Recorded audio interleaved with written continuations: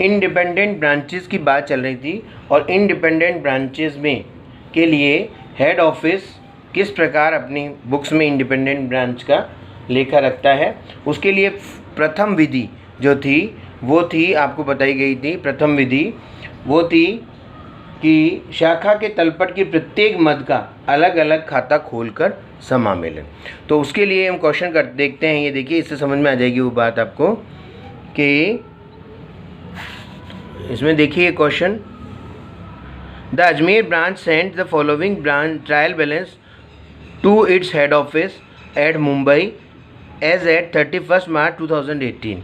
31 मार्च को मुंबई में जिसका हेड ऑफिस है वो अजमेर की ब्रांच है, उसने ये ट्रायल बैलेंस उसको भेजा है। ट्रायल बैलेंस में देख लीजिए आप, ओपनिंग स्टॉक है, परचेज है, गुड्स फ्रॉम हेड ऑफिस और वेजेज एंड सैलरी, बैड डेब्ट, general expenses, rent and rates, cash in hand और डेटर्स और फर्नीचर। इधर क्रेडिट साइड में है इसके goods return to head office, sales और सन्ड्री क्रेडिटर्स और हेड ऑफिस का अकाउंट। ये उसका ट्रायल बैलेंस है और ट्रायल बैलेंस उसने हेड ऑफिस को भेजा है।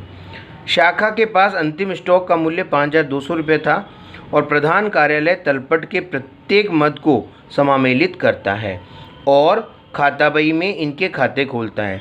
जब ये वाली बात लिखी हुई है कि प्रधान कार्यालय तलपट के प्रत्येक मद को समामेलित करता है, इसका मतलब प्रत्येक मद को समामेलित करने का मतलब यही होता है कि पहली विधि जो प्रथम विधि है वो काम में लेते हैं। क्योंकि पहली विधि में मैंने आपको क्या बताया था, पहली विधि में बताया था, ये देखिए प्रथम विधि, शाखा के तलपट के प्रत्येक मद का पृथक पृथक खाता खोलकर समामेलन।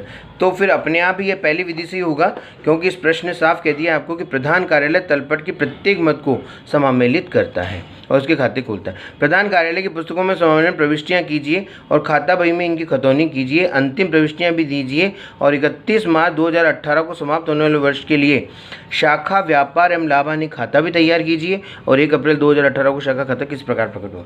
ये सारी बात आपको पूछी है। अब इसमें देखिए, जो पहली विधि में, पहली विधि के आधार पर हम इसको करेंगे। तो मैंने आपको पहले विधि में बताया था कि पहले तलपट के जो डेबिट शेष वाले खाते हैं उन सबको डेबिट करके और अजमेर ब्रांच को हेड ऑफिस क्रेडिट करेगा।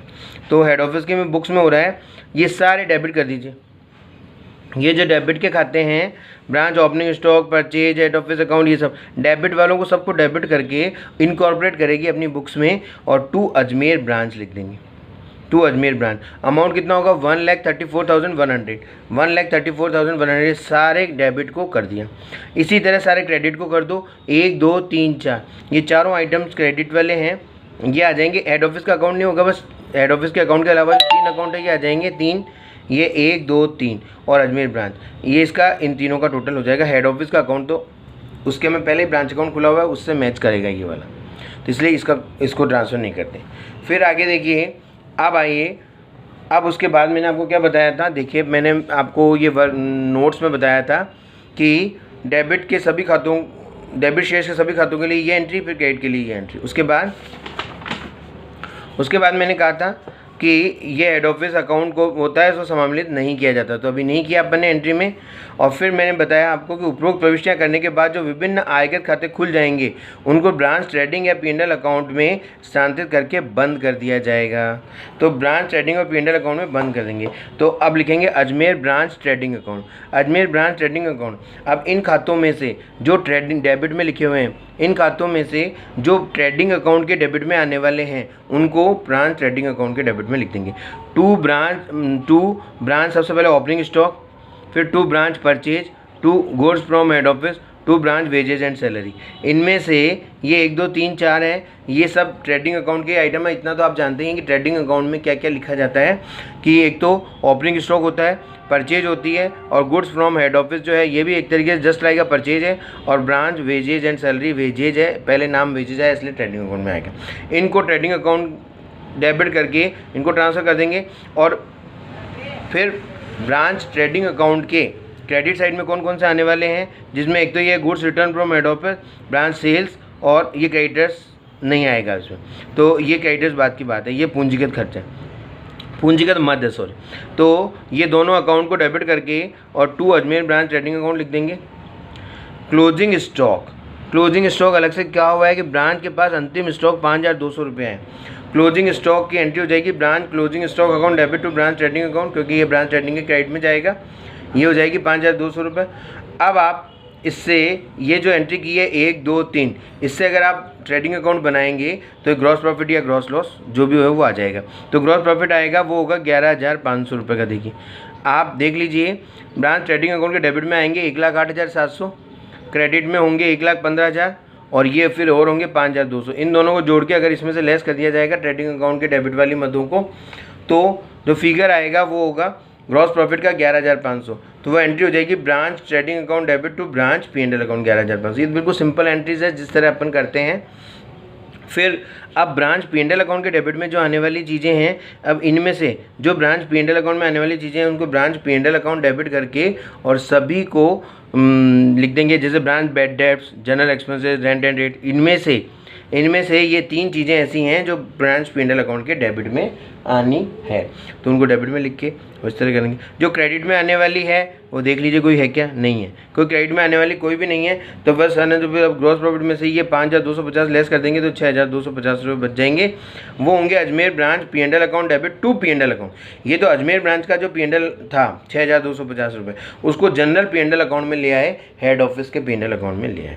बस ये सिंपल एंट्रीज हैं इस तरह।